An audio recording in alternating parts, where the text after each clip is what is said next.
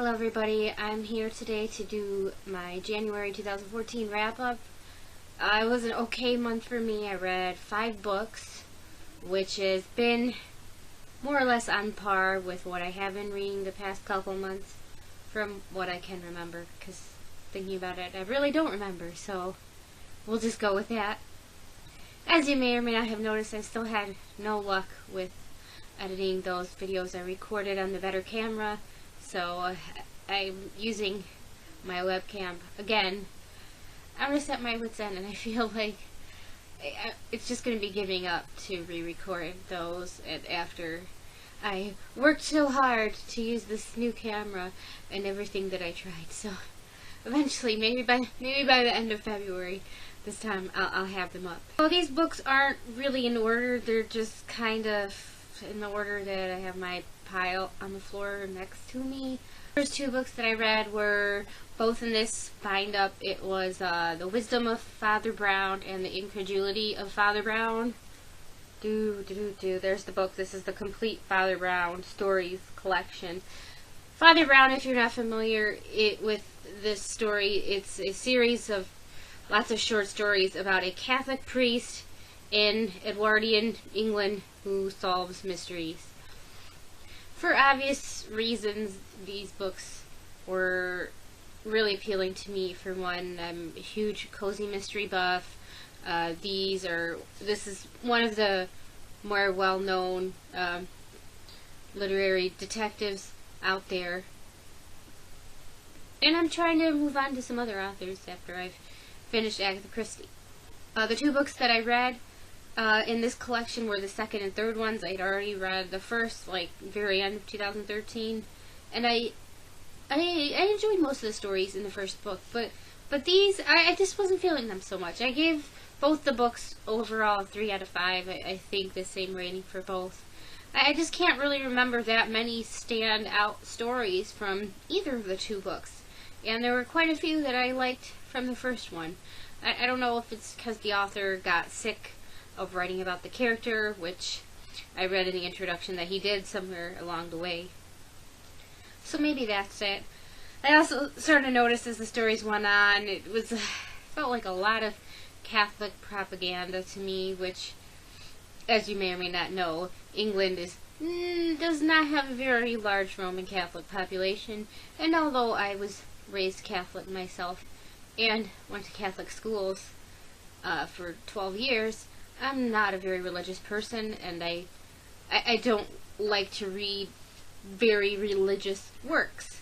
And a lot of times I just felt like Father Brown could be, it was just kind of unappealing to me he just felt like he was insulting, people of different religions and different ethnicities, and just some things that I noticed, like in one story, I don't even remember what book it was in, talked about, art from the Orient or the East, something like that, and how wrong and different it was. Just weird things like that. I don't remember the exact quote, nor do I really care to look it up, because I don't really remember the story that it was in. Things like that just kind of, I know it was a different time period, but I noticed quite a lot of things like that, and it really just rubbed me the wrong way.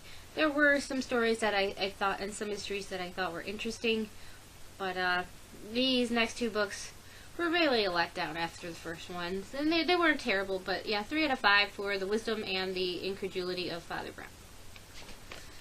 Next book I have is Mystery Mile by Margery Allingham. This is another cozy mystery author who I mentioned in my top books of 2013 video, if you'll ever get to see it. This is her second book. And while I did really enjoy this book, I liked the first one more.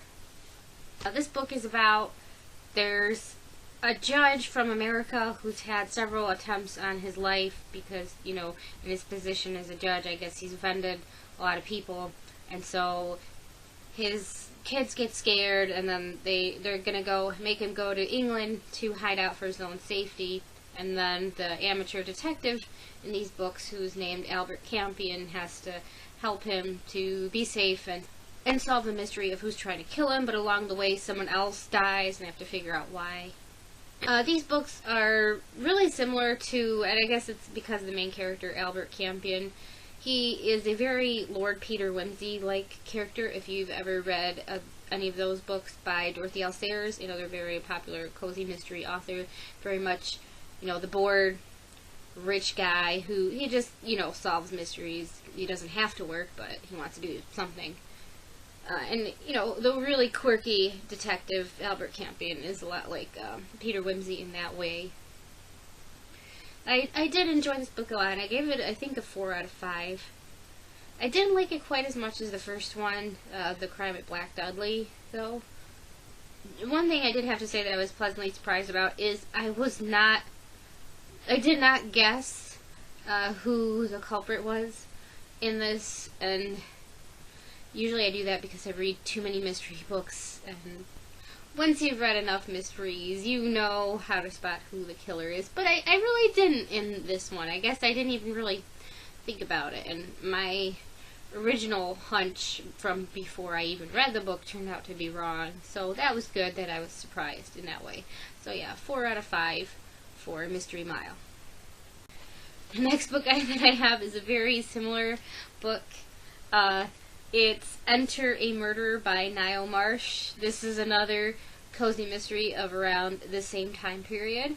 And this one is about the detective in this series is Roderick Allen. And what's really different about this series is that Roderick Allen is actually a detective. Like, he is a police detective inspector. He is actually a cop who is able to do his job and solve the crimes without having to get a consulting detective in to solve the case. Big shocker. I mean, this never happens in any of the mystery series. The actual cops never seem to do their own job. So, I mean, really refreshing to read that. But in this one, Roderick Allen and his Watson-like sidekick, Nigel something or other, who's a reporter, they go to see a play, and then one of the actors really gets shot on screen with, a gun that was not supposed to be loaded, and then he has to figure out how that happened. It was pretty easy how to deduce who the killer was in this. Pretty obvious. I don't want to give away why, but if you read the book, you'll know, and if you don't get it, then you'll kind of be kicking yourself at the end.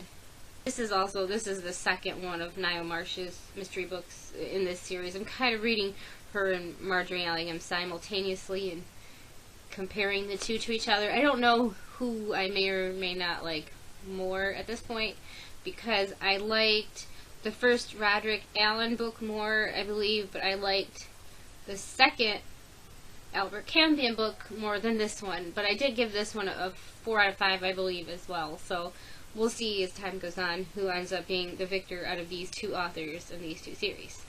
My fifth and final book for January 2013 is In the Age of Love and Chocolate by Gabrielle Zevin. This is the final book in the Birthright trilogy, which I think I did a review on the first book at one point or another in some video out there on my channel, maybe. It's a kind of dystopian series set in the not too distant future in New York, most of it, although the character does go different places. It follows this teenage girl named Anya who is descended from a mob family, and chocolate is illegal in many countries of the world in this dystopian universe. And of course her family makes, bootleg chocolate, I guess you would call it. It's like a drug, is how it's viewed. Not everywhere in the world, but in the US where this takes place, and in several other countries that are mentioned. This is the last one, and I don't want to spoil the first and second ones if you haven't read those. But at the end of the second book, Anya makes a decision that her boyfriend at the time wasn't too happy about. And this book kind of starts out dealing with the consequences of that. And then she traveled to another country. In the second one, she also travels to another country in this book.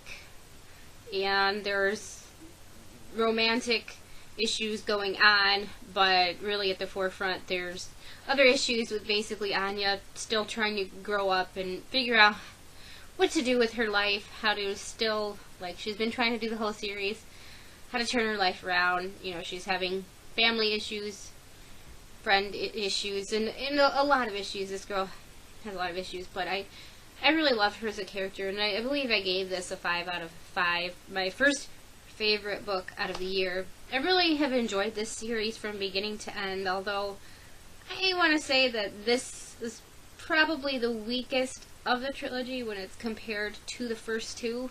Obviously, I still gave it a 5 out of 5, so that's not really saying that much. I'm not saying that it's bad.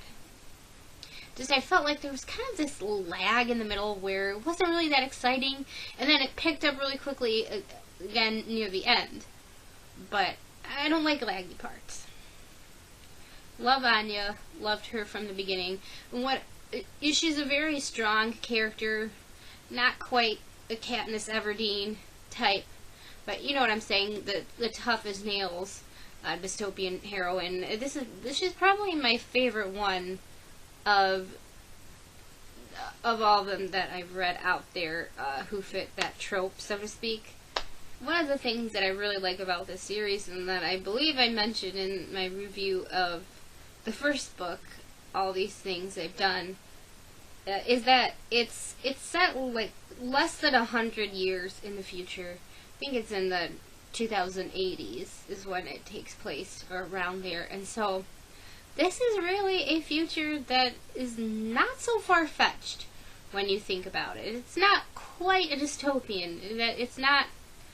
It's not about, you know, the world.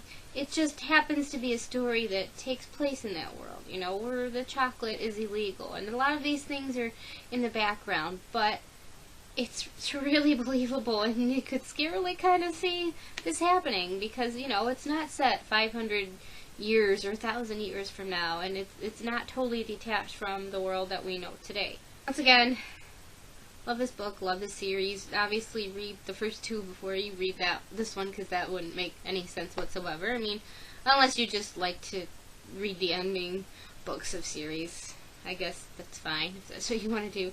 But yeah, 5 out of 5 for In the Age of Love and Chocolate. So that concludes my January 2014 wrap-up. All in all, I guess it wasn't a terrible month. It wasn't a wonderful month. My books that I read were not really all that diverse, mostly mysteries, even In the Age of Love and Chocolate, and really that whole series has had they've all had a mystery element to each of them. So I don't know, I've always been a mystery lover. Am I becoming too mystery obsessed lately? I don't know what's going on, but we'll see if February's any different. I'm trying to branch out and read some different stuff, so we'll see how that goes. I'll see you guys next time.